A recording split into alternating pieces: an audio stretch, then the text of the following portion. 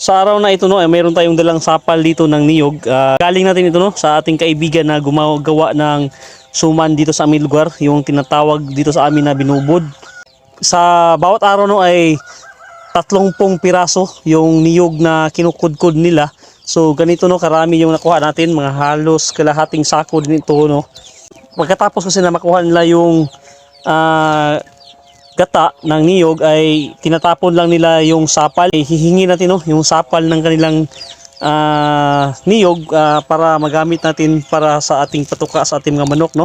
Malaking masasave natin no sa oras at saka sa panahon dahil pagdating natin dito ay hindi na tayo magudkod. Pagdating natin dito ay ihalo na natin no, sa ating mga patuka para ipatuka sa ating mga manok. So itong minimix natin ngayon no ay ito yung para sa ating mga sisiw. So yung sapal ng niyog ay haluan natin no, ng Galimax to. So yan, pagkatapos pinabasa natin no, ng kunting tubig. So ganito na siya no, pag minimix natin. So sa 1 kilo no, na Galimax to ay haluan natin no, ng kalahating balde ng sapal ng niyog. So ganito na no, yung ipakain natin sa ating mga sisiw. So talagang malaki no, ang masasave natin dahil marami-rami na rin ito. So yan, haluin lang natin ng mabuti no. So nilagyan natin ito ng 3 tabo ng tubig. So ayan. So ipakain natin ito ngayon no, sa ating mga sisiw. Para naman no, sa ating malalaking mga manok. So ito ay tig 2 kilo ito no. So lagyan natin ito ng tubig para bumuka siya no. Para mabasa siya at saka bumuka.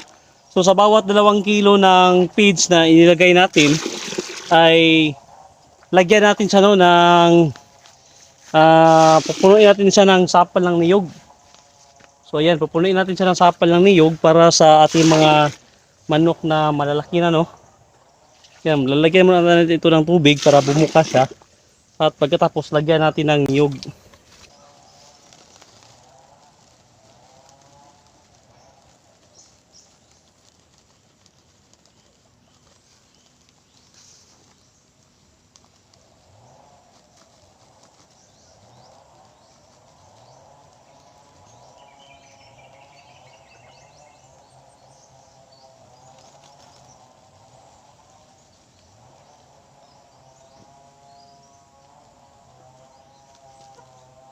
So ito no, nalagyan na natin ito ng sapal ng niyog. So tag 1 balde sila no.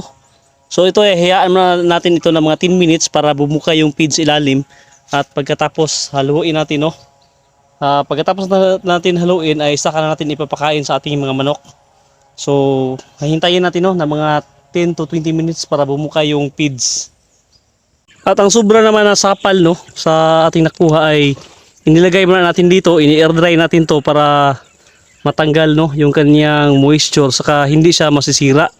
Dahil pag ilalagay lang natin ito sa sako ay magmo-moist siya no at dahilan pa para mabulok. So ito ay ini-air dry natin dito malapit sa may bubong dahil mainit siya no at saka matuyo siya para hindi masira yung ating sapal na tira no. So ito ay magamit natin ito sa mga susunod na araw pag in case na hindi tayo makakuha ng sapal ay meron tayong reserve no para sa ating patuka. So yan. So ito no ay kahapon natin ito, sobra ito kahapon. So in-air dry natin ito. Ito ay meron siyang moisture kunti pero malapit na siyang matuyo no. Dahil mainit siya kasi dito dahil malapit siya sa bubong. So ito ay para hindi no masira yung ating sapal, yung tira natin na sapal hindi siya mabubulok. So yan, na ika-air dry siya dito no. So ito yung ngayon na nakuha natin. So talagang napakalaking masib natin dito no. Pag araw-araw meron tayong ganito karami na sapal na makukuha. Lalagyan na natin ito ng tubig para haluin natin para mabasa no yung sapal dahil dry yung sapal natin.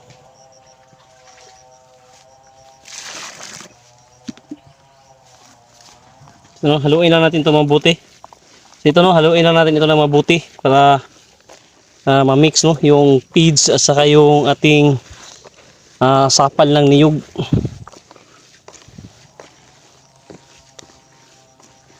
So yan oh.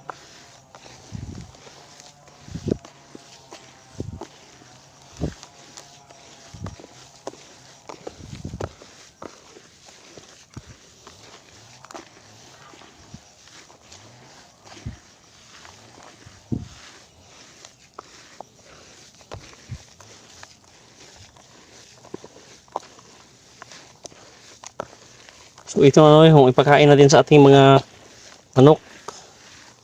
Yan. So pag nahalo na ito ay pwede na natin ito ipakain no.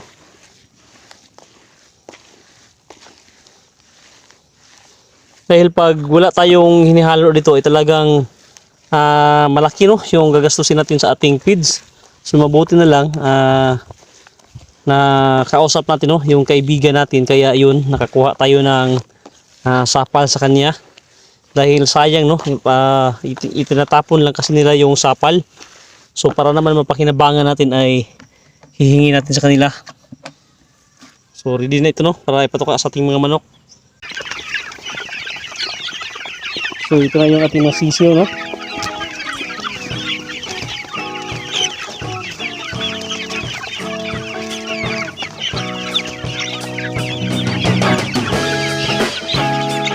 So yan yung ating masisiyo. Ibigyan natin itong ano. Yan.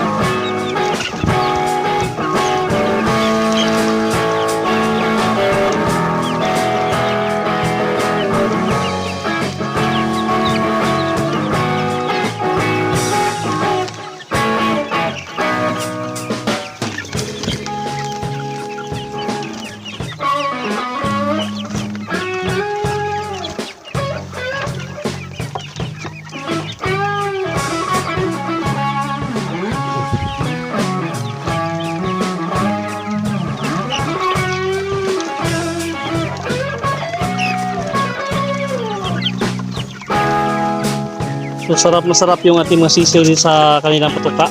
May biskwit yung ating patuka dahil sa maganda yung amoy ng Galimax, tapos sinaluan natin no, ng sapal ng niyog. Ayan.